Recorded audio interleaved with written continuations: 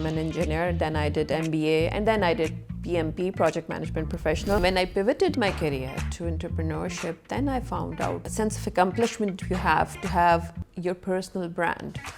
Only 1% of the entrepreneurs are female. So how do you think the startup landscape is changing in Pakistan for females? Well,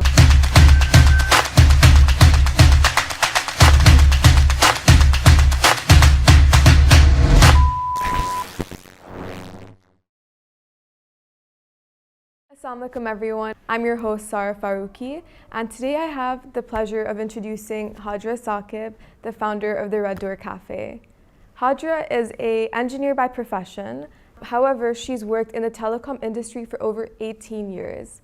She's been a project manager internationally, working in countries from Afghanistan to Sweden. But recently, she ventured into the food entrepreneurship realm and founded the Red Door Cafe, which is more of a safe space and a community for the youth and women to thrive.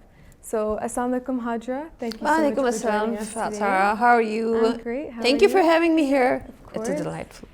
So, Hajira, I'm really curious to know how you went from engineering to telecom to food entrepreneurship. Well, in today's world, I really don't think that you can be defined by what professional degree you have attained. So it's more about, when you find a purpose, when you enter into your real practical life, that what exactly motivates you, which drives you then again to the profession you want to adopt, if the things are in your favor and all the pieces of puzzle, they fall into place. So as for me, yes, you're right, I am an engineer, then I did MBA, and then I did PMP, Project Management Professional. What exactly happened was that me and my husband, we knew each other in university. We were debaters. So debate karte karte hamari shaadi ho gayi. So what better way to get married than to debate.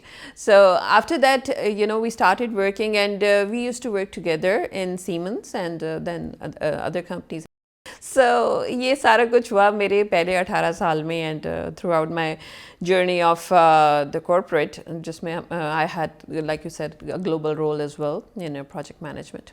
But cutting short, in 2018, I guess, my last project was in Afghanistan, and all of this melted down to that when they asked me to move to Afghanistan, and I was like, no, that's not happening. So then at that point, I left my corporate stint, and in fact, I was looking for other jobs at that point. My husband said that, why don't you go into something, which you do better than your project management or your corporate job? And I was like, what? He said, you can tell you're a people's person. You just, you want to talk to people, you want to bring people together. So do something in that dimension. So then I opened up a cafe by the name of the Red Door, because I figured that nothing brings people closer than the good food. Especially in Pakistan. Especially in Pakistan. The way you to your heart is through your tummy. It's more true for Pakistanis. So yeah, that's how the Red Door started, and in fact, the name and the aura you carry with the Red Door, because my cafe does have a very big red door. Yeah. So it's like, it's a doorway to a place of wonder, a place of maybe something related to, a safe space for women, a comfort space for girls. It's not a conventional cafe. I rather want to name it as a community cafe or a social cafe. I mean, I think it's a great initiative that you created of, creating an environment to foster entrepreneurship, like you said. And I feel like this culture has diminished, because in the 60s and 70s, you used to go to coffee shops and you used to network, and so the Red Door Cafe has already established itself as very different to other cafes in Islamabad. I always, used to inspire Friends. Okay. The Central Perk from Friends. did you ever see them eating anything over there? Never. But you can, you can relate to that place, that okay, it's your place, it's your hangout place, it's your couch. So this was the concept that I wanted to bring in for a community cafe, and alhamdulillah, I was managed to establish that with my cafe. And yeah, this is how I at least entered into this. And like you said about, fostering the culture of entrepreneurship, I cannot be termed as a very good example, because I spent almost like most of my life in corporate. But then when I pivoted my career to entrepreneurship, then I found out that what joys and what sense of accomplishment you have to have your personal brand.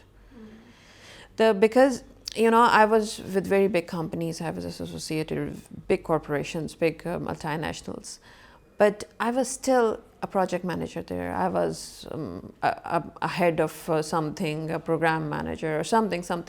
I was something of that big company. But when it was my own thing, it was Hajira's brand. Yeah. My own self became a brand, and which is, I must tell you, it's the best thing that can ever be in your professional journey, that if you can make a brand of yourself. You're talking about how you have a community for people to grow. So what specific activities, opportunities does the Red Door Cafe have for like emerging entrepreneurs? Okay. Well, when I have this space, I was like, this is my playground. I can do anything with it. So I really do not have to serve only coffee. What we did at the very beginning, I think it was in 2018, there's a friend of mine. She has a community by the name of Let's Grow Together. And then she made a community of crafters. Crafters are not like, the kind of you call from the village industry. It was more of the women who are there at their homes. They may be doctors, they may be housewives, they may be homemakers, they may be anyone. What she reached me out to, that let's have a evening with crafters here in my cafe.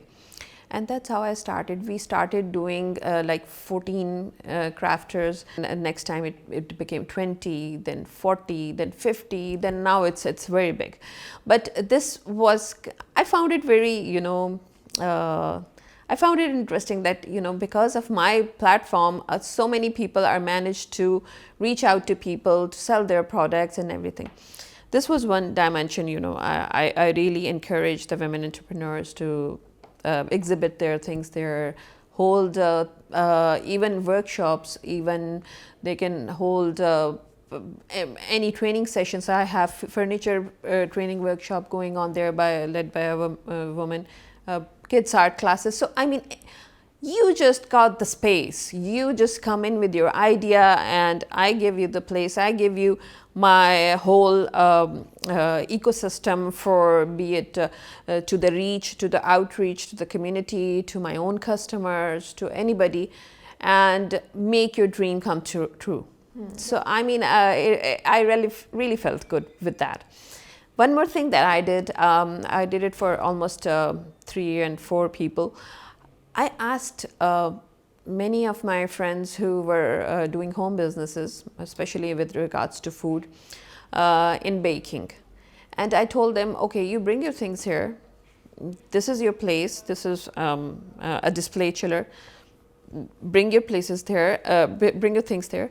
Put on your own brand name within my cafe and sell everything you want to. Because, this is something we need to understand, that setting up a place and all the overheads, these are big costs. And the actual thing, you selling that cupcake, is not that big of a cost. But setting up the whole environment is a big overhead that not everybody is either ready to take. And I must say that it's redundant. So I got a very good response on this. Many people approached me for this. Many teen entrepreneurs, also teen pruners, like I call them. Someone was making brownies, someone was making this, and I used to give them the chiller sometimes for 1 week. Okay, this is your space for 1 week. Display, make your name, make your brand. I will guide you. This is your place. And it was such an interesting concept because, people really get to feel the market then. That, okay, what does it feel like to run a cafe? What does it feel like to have actual customer feedbacks? What does it feel like to be serving to the actual customers? So yeah, that's also one of the things I did. I mean, so you've been both an employee and an entrepreneur. Do you think that there's like distinct characteristics that you need to have to be a successful entrepreneur? Yeah, you think, anyone could just... Okay, entrepreneurship is very much goes hand in hand with innovation, because reinventing the wheel, as they call it, or doing something which is already being done, I don't think there's much of charm in that. Plus, I don't think that it will fly that much. Just do something a bit different. One of my seniors used to say, just add a bit extra to the ordinary and make it extraordinary. So this is something I have been telling to people as well, that okay, what are you doing? Everybody's making, nowadays these candles or these resin art or this and that, and I keep on telling them, do something different. I mean, don't go into something and just be like, okay, this person is doing that, she's successful, I will also do it. Same exact copying things, and like disrupt the market a little bit. Maybe disrupt the market, maybe just a little bit of thing which separates you from the rest. Luckily, we live in an era where Pinterest is a very big thing. Yeah. And Pinterest is a universe of its own. So venture into those. I mean, it's no harm in being inspired. There's no harm in being, learning from things. Do you know about Shark Tank? Yes. Okay. You just watch 5 episodes of Shark Tank and you will be brimming up with ideas. So, wow, this can be done. This is so easy to do. This has a lot of scope here. So, please get your gray cells working on what is needed in the market, what's the niche, what is missing, what's the gap. Identify that and then enter into entrepreneurship. That will, of course, has a very big probability of being a success as compared to doing something which is run of the mill. And why do you think entrepreneurship is really important for like this new generation? I think entrepreneurship is necessary for every generation. Like we were talking before, I think entrepreneurship gives you a purpose to your life. So entrepreneurship, or doing something of your own and making a brand of yourself, that particularly entails, especially to the newer generation, for finding a purpose, for finding a direction. And secondly, one more thing that entrepreneurship does, I heard this somewhere, that it is better to be a job creator than to be a job seeker. Yes. So if God has bestowed you with enormous resources and you can do anything you want, come on, create jobs, create कहते हैं ना आसानियाँ अता करने की आपको तौफीक दे, that create jobs for people, create livelihood for people who are less privileged than you. I can say that entrepreneurship is a therapy, like I said. I feel like the entrepreneurship space, specifically in Pakistan, is very male dominated. Like only 1% of the entrepreneurs are female. So how do you think the startup landscape is changing in Pakistan for females? I think we have more of women entrepreneurs as compared to men. Okay. They have this bandwidth that, other than fulfilling their roles in whatsoever capacity in their homes, with their education, with their skill, with their talent, they're able to do, and most of all with the technology, they're able to fulfill the role, the requirements that we need in entrepreneurship by following their passion. And I must say, COVID really did something good for the entrepreneurship scene. True.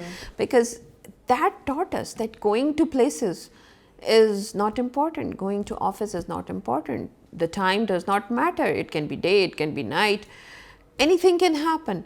So this is how especially the women found this way to reach to market while not leaving the premises of their homes. But I do agree that women, if possible, the mindset is changing, but it will take some time. But the women should go out there and market. Do you think that as women we actually have some innate qualities that would be advantageous for us as entrepreneurs as opposed to making us shy away? I would say, yeah, for the entrepreneur maybe, but the best quality that women have is good project management, because they are multitaskers from day one.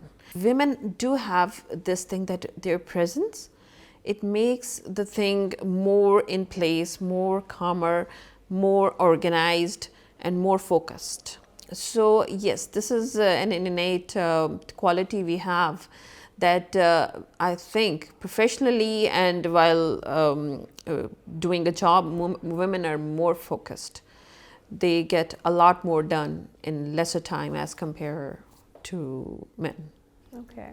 It's a very feminist kind of a point of view. No, but I think that's a progressive point of view, and you know, we should encourage more females to at least try entrepreneurship. But yeah, I mean, those are some great insights. That was a really insightful conversation. But before we wrap up, we have a little tradition to do a little quick fire round. So I'm going to ask you a couple of questions and you just answer really quickly. Sure. So, favorite vacation spot? Islamabad is my best vacation spot, I must tell you. Okay. What's your favorite cuisine? I would call it Italian. Me too? Yeah. Okay. Would you rather stay in or go out? I would stay in. Then summer or winter? Winter. Winter? For sure, yeah. Perfect. It was lovely talking to you. Thank you so much for your time. If you guys would like to see more episodes like this, please subscribe on YouTube, Instagram, and TikTok, and we'll see you next time. Thank you so much, Hajira. Thank you. It was great.